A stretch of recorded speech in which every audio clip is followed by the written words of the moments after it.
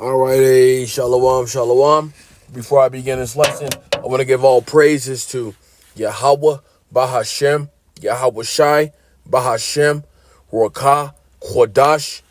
Double honors to my elders and apostles of Great Millstone who taught me this truth. Salutations to the elect out there, scattered wherever you may be. May Yahweh Bahashem Shai bless you and your household, and may you continue to endure, right? Shalom to you, Akim, on the highways and byways, week in and week out, presenting your bodies as a living sacrifice. May Yahweh Bahashem, Yahweh Shai, bless you and your household as well. All right, and shalom to the elect, scattered on all four corners of the earth, wherever you may be, and to the speckled bird Israelites, all right? No matter what your color is, if your father goes back to Abraham, Isaac, and Jacob, you are indeed an Israelite, okay? Because you are what your father is. All right. It is your brother Dabakia coming to you again, right? Dabakia from the Sons of Yasharallah GMS, Colorado Springs camp. All right. And I pray that you're edified because that's what it is all about, edification. And I pray that you are exhorted. All right. So today's lesson will be in the book of Ecclesiastes, excuse me. All right.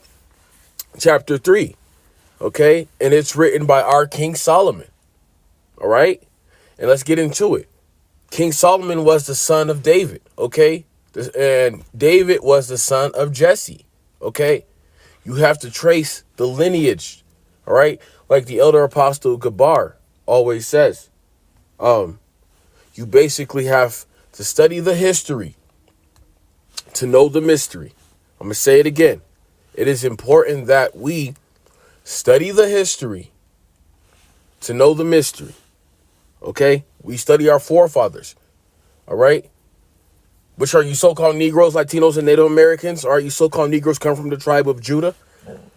You so-called Native Americans come from the tribe of Gad, right? You're Gadites. You so-called Latinos come from the tribe of Issachar. You're Issacharites. And it is all according to your father's lineage.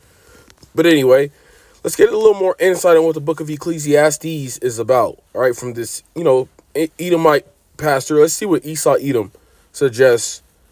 Make sure my mic's on. Let's see what Esau Edom suggests Ecclesiastes is about.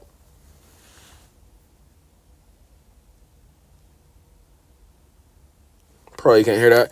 Anyway, it says right here, who wrote the book? Who wrote the book?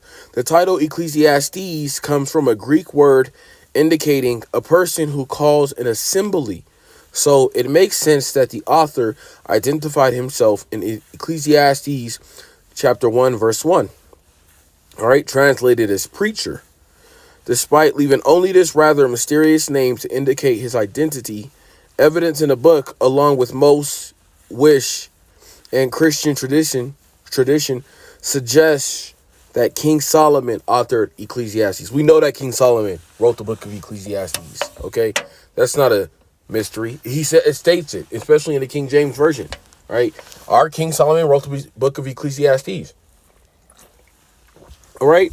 Nonetheless, our elders and apostles, all right, double honors to the elders and apostles, if I didn't say that, of Great Millstone who taught me this truth. They always bring this out. This is milk. These are details that we need to go into. But reincarnation is biblical, okay? If you can receive that. With that being said, our King Solomon is Yahweh Shai in the flesh, okay? He came back reincarnated as Yahweh Shai, all right? And that right there is me, okay? That's going into something totally different. That's a whole lesson in itself because it's just a heavy topic. But nonetheless, if the Holy Spirit, the Rakah, Kadash, is on you, you can receive that. Okay? There's nothing new under the sun, as we're going to prove in this lesson. All right, we're almost done with this little intro. The preacher went on to call himself the son of David. All right, King Solomon was the son of David, our King David, King of Jerusalem. One who has increased in wisdom more than all who were over Jerusalem before me. All right. So King Solomon was the most wisest king to ever exist. All right. So that's Yahweh Shai. All right. The wisest king. All right. The wisest man to ever exist. All right, they have similar backgrounds.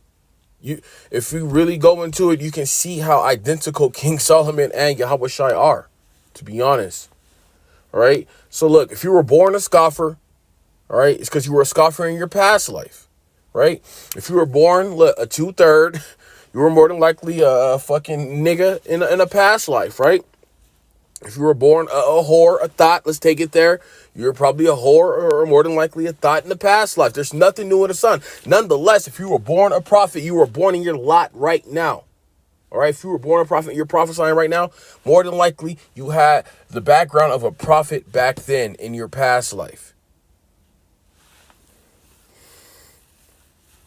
All right, the preacher went on to call himself the son of David, king in Jerusalem. That's how we know King Solomon wrote the book. One who has increased in wisdom more than all who were over Jerusalem before me. And one who has collected many proverbs, pursuant to the book of Ecclesiastes, chapter 1, verse 1, chapter 16, chapter 12, verse 9. Solomon followed David. He needs to say King David. It's not just David. On the throne in Jerusalem as the only son, son to rule over all Israel from that city. He was the wisest man in the world during his time, and he still is. Yahweh Shai is the wisest man in the world. Right? 1 Kings chapter 4, verse 29 and 30. It wrote most of the book of Proverbs, okay? You see the type of level that King Solomon was on. Yeah, clearly, Yahweh Shai was dealing with him. All right? Therefore, we can safely identify Solomon as the, whatever that word is, of the opening verse. So King Solomon wrote the book of Ecclesiastes. Let's get into it. This is Ecclesiastes chapter 3 and verse 1 in the NLT, New Living Translation, for edification purposes. It says right here, a time for everything. And here we are. For everything, there is a season, a time for every activity under earth. Okay? There's an activity for everything. All right? There's a time to speak. There's a time to be quiet. Like, this book is pretty self-explanatory. I don't really have to do much breaking down. Okay? Because if you receive it, you receive it. And if you don't, hey, this isn't for you. All right, we're not here to debate with you niggas. We're just going to give you the truth as we were taught from our elders and apostles and continue to push on. All right, continuing on. For everything, there is a season, a time for every activity under heaven. Right, a time to be born and a time to die. All right, now that we're in this truth, you brothers and sisters out there, we look at death a lot differently now that we're in this truth, because we know that the spirit just returns to the Father, all right, in front of that judgment throne, okay, and then they beg and plead Yahweh Bashim Yahshai to save Israel, to save his people from Esau Edom, from the fucking devil, all right, Esau Edom, you're the devil, you self-proclaimed white people, you are the devil that the Bible speaks of, all right, because of you, we're in these fucking conditions, right? Continuing on, a time to be born and a time to die, a time to plant and a time to harvest, right? A time to kill and a time to heal, a time to tear down and a time to build up, okay? A time to cry and a time to laugh, a time to grieve and a time to dance. Call Allah Yahweh Shai Shai, right? There's a time for everything. A time to scatter stones and a time to gather stones. A time to embrace and a time to turn away. Okay, so if Yahweh Shai removes your partner from your life, it's because, it's time for you to turn away from each other. I know it may hurt, in the flesh, but we can't control what Yahweh Bahashem, Yahweh Shai does in our life. It is all according to Yahweh's will. All right, if people come and they remove themselves from your life, I speak as a man, and here's a personal testimony. Last year around this time, I was down bad over a chicken head. That right there is just a term we use for a hood rat, whatever. A girl I was messing with at the time, and I had fell deeply in love, and it got to a point where I was praying to Yahweh Bashim Hashai to deliver me from that spirit, because, You know, when you're deep in that love shit like that, it can really distract you. And it can take away your focus. And that's what was happening to me. I wasn't putting his truth first. I wasn't putting Yahweh Shai first. So he took that woman away. And it is what it is. All right, a time to embrace and a time to turn away. I embraced her at one point, then I turned away. All right, a time to search and a time to quit searching. Hey, eventually, you just, I ain't got the time for that, in other words. A time to keep and a time to throw away. A time to tear and a time to mend. A time to be quiet and a time to speak. All right, you niggas out there and you people out there, you don't always have to speak your mind. There's a time and place for everything. I'll say it again. There's a time and place for everything. All right. If you hold your tongue, you'll see how critically listening is an important factor, which can lead to plenty of opportunities. You don't always have to express yourself. Okay. But in the event you do have to speak because it's something urgent, or look, just follow the spirit and trust the spirit. All right. Once again, a time to tear and a time to mend, right? A time to be quiet and a time to speak. A time to love and a time to hate, right? A time for war and a time for peace. We are in a time of war. We are not in a time of peace. Everywhere you look, all right, all hell's breaking loose. We can't act like Jacob's trouble is not going to happen. Jacob's trouble is getting nearer and nearer. It doesn't matter if you vote for Camel Toe Harris or Donald Trump. All right, Yahweh Shai is going to destroy this place with fucking nukes because it is wicked. This place is fucking wicked. All right. STDs are at an all-time high. Poverty is at an all-time high. Right? You fucking Edomites got us all in despair. Our food is tainted. Right? But you fucking Jakes out there think that Esau Edom is going to save you. What? Fucking blacks for Trump. Fucking blacks for Camel Toe Harris. You niggas are fucking bugged out and you have demons on you. You're sitting here voting for your fucking demise. The only one you should be trusting in is Yahweh Bahashem, Yahweh Shai, Bahashem, Rakah, Kodash. Not the self-proclaimed white man. Not no fucking woman. All right? You niggas are in that Queen of Heaven spirit. And we pray that Yahweh Shai destroys you niggas who aren't trusting in his names and who despise his prophets and who hate the Hebrew Israelites. You're going to be fucking destroyed. There's a nuke written with your name on it.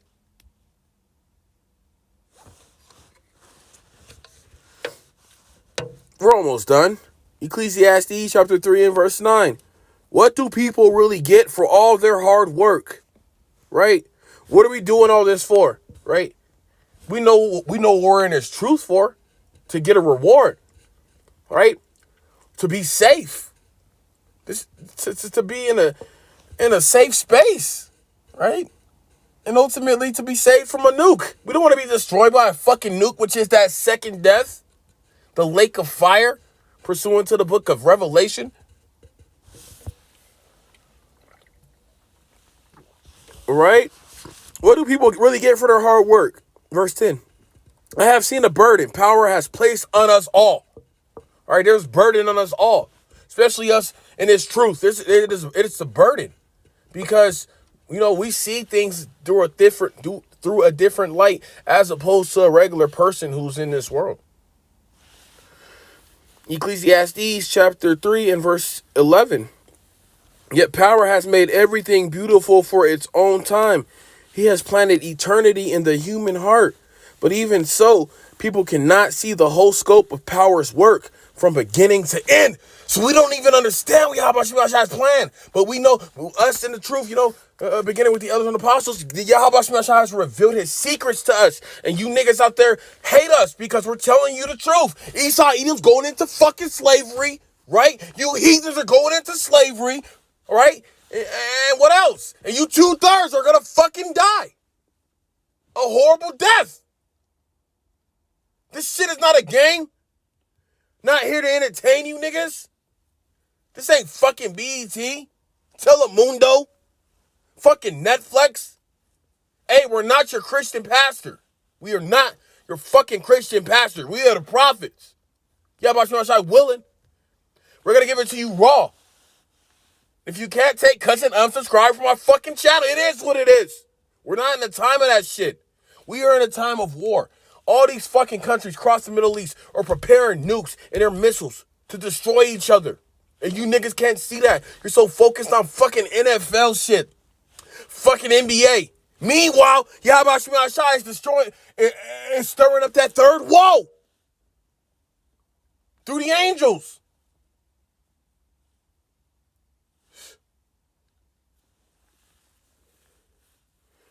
Ecclesiastes chapter 3 and verse 12.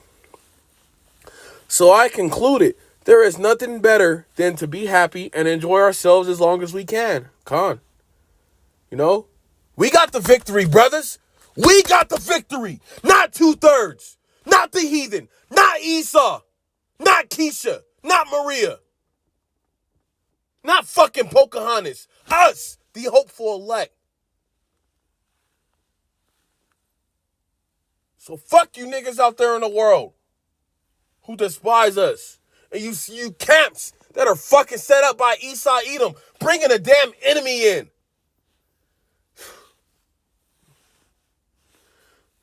Man, ISU through K, you niggas are fucking done. Y'all are bugged out. This militant, all black shit, you're fucking set up. Something has to be going on. But hey, I speak as a man, but in due time, how about Shema Shai is going to reveal it all. We just got to stay patient.